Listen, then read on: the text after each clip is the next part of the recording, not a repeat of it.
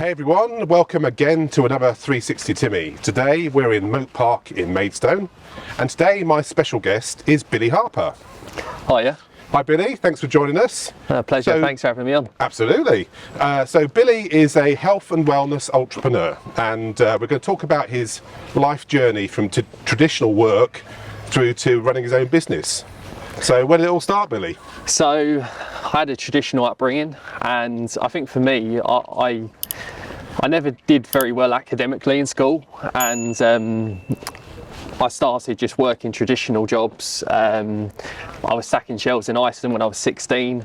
Then I went on to working in a restaurant, and I'd been there for a number of years, and I'd always sort of watched my parents, and both of my parents had always been really entrepreneurial. My dad runs his own construction company. My mum's a mobile hairdresser. So I was always around entrepreneurs, and I just sort of saw how my parents sort of led their life, and I thought I really like the idea of that. And it sort of all come about really when I was working in a restaurant, because I sort of transitioned from being a host to a bartender, and then worked my way into the restaurant. And the thing that really got me excited about going to work every day was the tips that I was going to earn, because it was always unknown, and it was always down to my hard work and my performance. I was always excited to see, well, actually, if I set myself a target today, how close can I get to this target? And that was like where this sort of like the entrepreneurial side of me sort of come out a little bit. Yeah. Then there was an opportunity for me to get involved within a health and wellness company, and at the time I was very underweight myself. I was very low in confidence. I was doing a lot of the right stuff, but I wasn't really seeing the results I wanted. What sort of age were you at this stage then? So I was around 18 years old, and I was about 5'10", the same height as I was now, but I was about 9 stone, and I just really struggled with confidence because I was very, very slim. I was like 9 stone wringing wet, and I just wanted to feel better in myself. I was working a lot of hours at the time. I was doing like meal prepping every day, but the problem was when I had downtime, I didn't want to spend it doing meal prepping. So I was looking for a way where I could really just optimize my life a little bit more, and I come across this company. I started to get involved with it, and got on a structured plan myself. I managed to gain 7 kilos in my first 90 days, which really blew me away. But more than that, I just started to feel better. I had more energy, I was sleeping better at night, I was performing better in my training, and I thought, well, if this is serviced and benefited me this much, then perhaps it might work really well for other people. And I just fell into helping other people off the back of that, and I feel like I've always had the knack for wanting to help people and just help people improve themselves. So it sort of went from there, really. And you're typically helping people not just to put weight on, because I'm the sort of person that would like to lose some weight, not put some weight on. Yeah. So you help people lose weight as well. Yeah, I do. I basically help people from any nutritional aspect. So if they're looking to improve their energy, the quality of their sleep, drop body fat, put on lean muscle mass. So I work with everybody on their individual level. So yeah. So you really get into their kind of minds on that. And I know I've dealt with you in the past, and very personal service. You're constantly in contact via WhatsApp or personal visits. Oh yeah, of course. That really is the key to it, isn't it? I think it's really important, because if we really wanted to do something, we'd do it. Because when we're left to our own devices, sometimes it's very difficult to get in our own heads with stuff. When you've got somebody that you can check in with, stay accountable to, and if you're having any teething problems, it's nice to be able to pick up the phone and put 2 heads together on it, as opposed to trying to tackle it on your own. So yeah, I think the follow-up and the service that comes with it, I think, is just as important as the plan, to help them, not only get that result, but be able to enjoy themselves as well. You know, I think that's so key as well, because it's life at the end of the day. Yeah. So how many people do you typically help at any one time? So I don't have a huge customer base, because I want to make sure that everybody gets the same level of service. So I sort of cap it between 20-25 people, so that I can give those people the individuality that they need and the support that they need. I also wear a different hat. I also work in sales and marketing for my dad's company, and I've learned a lot from doing that, especially through cold calling and stuff like that, how to generally deal with objections and deal with people and work with people on their level as well. I guess that's a lot of door to door, is it, that kind of thing? It is. In the line of work that we do, it seems to work really, really well, because people are watching what we're doing, and it generates a lot of business just off of the back of people seeing what we're doing. We do a little bit online, but where our particular business is very niche in terms of the houses and the properties that we work on, it's easier if we sort of choose the locations that we work from, if that makes sense. And is that typically across the south? Yeah, so we cover about 70 areas. So yeah, we work with people all over in Kent. So yeah, it's brilliant. And so in terms of what you do for your dad and what you do for yourself, how much do you use social media? So for myself, I use a fair bit of social media through results and transformations that I can share, but also just sharing tips and knowledge on stuff that I wanted to know about. Because when I started, like I didn't initially have the help and support that I needed, so I wanted to then give that information out to other people. So for myself, I use it quite a lot. In terms of my dad's company, we should probably use direct marketing, but we don't use it as much as we should. But a lot of it's more sort of traditional face-to-face, but he's been doing that for 36 years. So it seems quite an established model. Yeah, it seems to work really, really well. But I think it's certainly something that we can improve upon, like anything in life. Yeah. I guess I mean, again, I know your dad's business, and it's a sort of work you have done that is built to last. So yes, perhaps not quite so much repeat business unless you move house or you've got some bits you didn't get done in the first round. So that's a challenge, I guess, isn't it? It is, and that's where it's a lot different to the health and wellness company that I work a part of, because where people are like eating, it's a monthly thing. Yeah. But with my dad's business, it's a one-off job, so we're always consistently looking for new work. So it's quite different, but I enjoy both aspects, to be honest. And when you're doing social media, particularly for the wellness side of things, yes, do you? I mean, there's a lot of people now share their own struggles with physical appearance, mental health, that kind of stuff. I mean, how close have you got with that? What, in terms of helping people mentally? So, yeah, but your own sharing of your own experiences on that kind of level. Do you know what? See, diet is such an incredible thing, and people don't really pay too much attention to it. But if they did, it would change the course of their life. And what I mean by that is all the foods we eat or don't eat affect the way that we feel. The way we feel affects our actions, and our actions affect our outcomes, which is ultimately our life. Yeah. And health actually will help you improve in every area of your life. So one thing that I noticed is through working on myself every day, I was more productive in my work. I was also showing up better in my relationships and for my family as well, because I was prioritising myself. And I think that's so important, that people take time to prioritise their health, prioritising exercise, rest. There's so much that goes into it, but through you looking after yourself, your ability to look after other people is going to just be so much more. So from that point of view, I sort of like really try and help people to see it from that framework as well. And you've tried a couple of other things over the years. So I think, was it about a year ago, you tried a completely different business strain and you thought you'd give it a go? Broadband, was it? Yeah, so I looked at a different type of sales, and for me, a big thing when it comes to work is, what am I coming in the process of doing this particular role? And I'd literally only worked there for a couple of days because I saw how the sales force were going about trying to get their work. They didn't have any morals or ethics, and I didn't like that. And I thought, well, if I surround myself with these types of people on a daily basis and try and push sales the way that they want me to, then ultimately I'm gonna become like that outside of work as well as inside of work. Yeah. And I was looking at the bigger picture, and yeah, it wasn't what I wanted to do in the end. But I feel like you have to try different things to see what's out there. Yeah, I think that was very brave of you, that. And I think also, obviously being an entrepreneur, there is a hunger for sales, but as you say, if the morals aren't right, then It's always about what you're becoming in the process of what you're doing. yeah, Because ultimately that's what you'll become known for.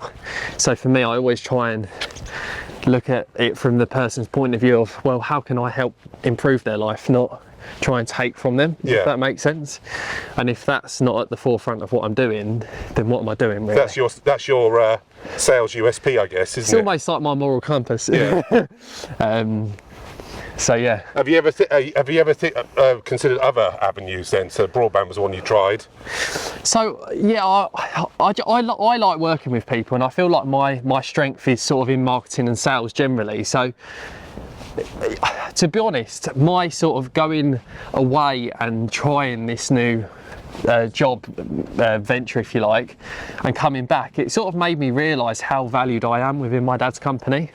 And since coming back, I've sort of really put my head down, because the plan is to eventually take over his company with my brother-in-law and my sister. Yeah. And to start scaling it a little bit more than my dad did. Yeah. And keep the family business running, because I realised how much he appreciates me in the company that I'm in. But sometimes you have to step away to actually realise what you're leaving behind.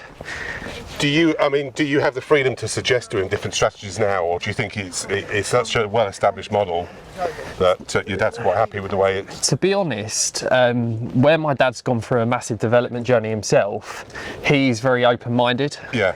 And he has actually said to us, even though he hasn't personally gone on that journey himself of perhaps marketing in different ways or going down different avenues of how we could serve customers, it doesn't mean that we can't do that. So he's fully on board with what we're trying to do. So yeah, actually it's really good from that point of view, because it's not like it's, you're right. Yeah, It's really good down the path. That'd be a different video, wouldn't it? Yeah. It's not that it's his way's a highway. Yeah. It's that he's open to new suggestions, because obviously he knows that there are other companies out there that are doing things on a bigger scale than we are. Yeah. And there's obviously ways and means that they're doing that. So yeah, he's quite open-minded from that point of view. And on the kind of personal health side of the fence, I mean, nowadays, when you go to some gyms now, it's like a television studio. There's tripods and people filming themselves Yeah. everywhere. You go through Instagram, and there's countless people that are fitness this or they're photographing themselves. Yours is quite a slightly different proposition. You're not there necessarily doing the kind of fitness training. It's a whole wrapper, isn't it? The whole lifestyle, the whole mental state. Yeah, because I feel like they all complement each other. There isn't one thing that would just do it on its own. And you know, I've got moderation for people that are in the fitness space, because they're trying to educate at the end of the day. And if they feel that they need to, you know, show off their abs to do that, then more power to them. But yeah, I try and sort of take quite a conventional route. I do document my own progress, because I think it's important as well when you're helping other people, that you're showing them that you're in the trenches the same as they are. Yeah. Because I would never expect somebody to do something that I wasn't willing or prepared to do myself. So I think that's really, really important with whatever you're doing. Just lead by example. Yeah. I guess it's a bit of a poison chalice sometimes, social media, because you see people getting results and that might actually demotivate some people. I guess have you come across that with some of your clients? How do you tackle that? Yeah, sometimes if people are comparing, but the thing is what are they comparing to? You know, their day one might be a comparison to somebody that's been training for a decade. Yeah. So I think it's really important to not compare yourself to other people. And I know it's very difficult in the age that we're in now, because you're seeing people's highlight reels, if you like, on Instagram and Facebook of people's best times, but it's not always like that. Yeah. And I think it's sort of wrapping your head around that really, and just making sure that you're happy in what you're doing, because there's no point in comparing yourself to somebody else, because you never know what you're actually comparing yourself to. Yeah. You know, you could swap lifestyles with somebody, but it might not actually be the lifestyle that you want. It's just what you see. So I try and just get people to just focus on themselves and focus on their own journey, and just realise that they're going to have their ups, they're going to have their downs, but that's completely normal. So do I. You know, even even like over a decade of training and knowing what I know now, still have days where it's not perfect, but that's life and that's what it's about, and that's what I try and teach.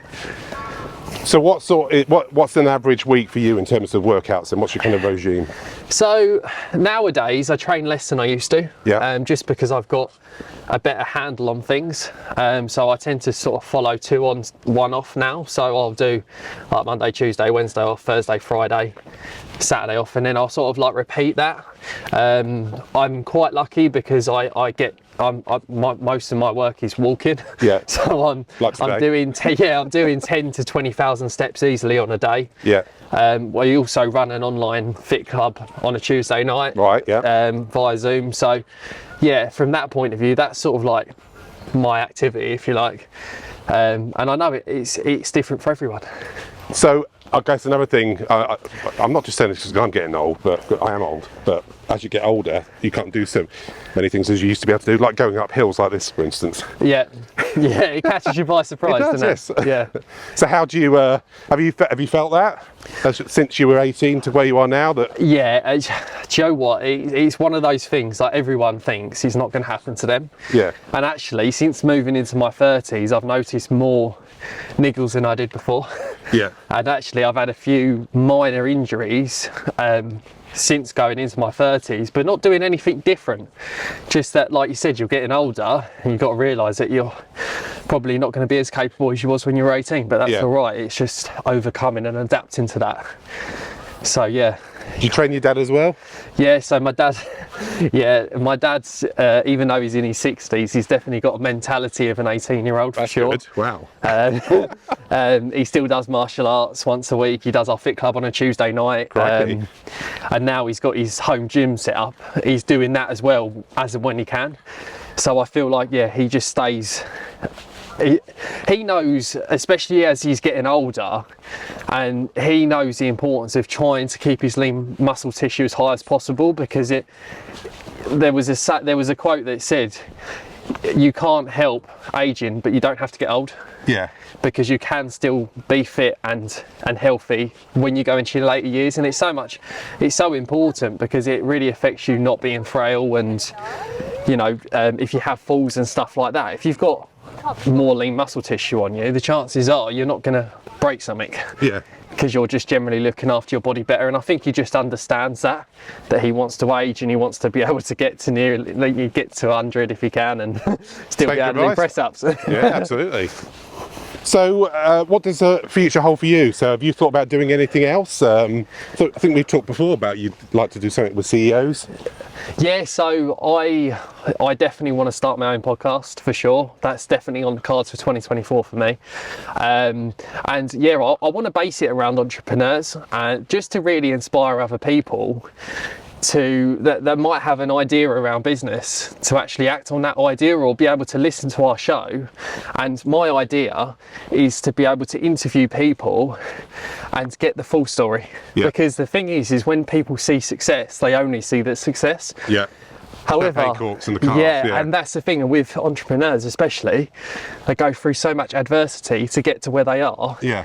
And that's what I want the podcast to be about, to be able to interview these different people and just find out their journey and find out when the transition period was, because a lot of people would have been working traditionally before starting their own business, and finding out what sort of switched in them to then move into having their own business. Because I'm quite lucky that I've been surrounded by quite a lot of people that have run their own business, which again has sort of inspired me into doing what I'm doing now. So it'd be good to get another point of view. Oh, absolutely, and just to be able to speak to people in different industries as well, and to find out how they deal with their challenges and their obstacles as well. So how are you going to go about making contact? Have you got some contacts already? I'm lucky enough to say that I have. Yeah. Generally, because of the nature of the work that I do within health and wellness, I've been exposed to so many different types of people. So I've already got some people in mind that I can reach out to, and get the ball rolling with that. So that's a 2024 target. That is a 2024 target. So I look forward to hearing and seeing that, whichever format you end up choosing. Yeah, I'm sure I'll probably get you to give me some help. You being a tech wizard. And what else have you got planned for 2024? Ideally, we'd like to move house next year if we can. It just depends on what happens with the world and mortgage rates and stuff like that. But ideally, I'd like to move into our next home. Well, I guess what you've just covered there is we are in the middle of a bit of a crisis in the world, really. Finance, wars. It's creating a lot of uncertainty. I guess in terms of your dad's business and yours, that's going to have a bit of an impact, right? It depends really, because we go through times like this, and as long as my dad's always said, as long as we always do what we've always done, then the results will always be there. If you're always putting in the effort, it's impossible for not to be able to get results out the other end. It's like the hose pipe effect. You turn the tap on and the water doesn't come out straight away. It has to fill through the funnel. And we find it's exactly the same as that.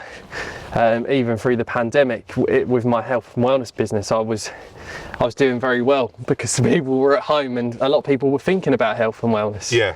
And my dad's business was still ticking over because we were working on the outside of the building, so we wasn't. So you weren't restricted. We wasn't restricted. We wasn't coming into contact with people. So I feel like these things come and go, but as long as we continue to do the things that we've always done, then the chances are excellent that we're just going to come out the other side still. Yeah, that's good ethos there. I like that. It's well, brilliant. Thanks, Billy. Well, I look forward to seeing what happens in 2024. We'll probably catch up again. Oh, absolutely. I'd like to be on your podcast. I'm not a CEO, of course. You'd have to be special, but I'd definitely have you on. Definitely have you on because you're doing a podcast. And technically, that's your own venture. Oh, it is. Yeah, exactly. Yeah, and it's a journey as well, isn't it? Yeah, so I'll have you on as a podcast. There you go. Entrepreneur. Invitation accepted. You've got to do it now. That's the thing. Yeah, I know. And now you're giving me the kick up the backside to do it. Exactly. Well, that's it. So good luck for 2024. 2024 is. Yeah, it is 2024. It does go that quick. It does go that quick, doesn't it? Yeah. Thank you very much, buddy. Really enjoyed it. Yeah, thank you. Have a super day. Cheers, you too.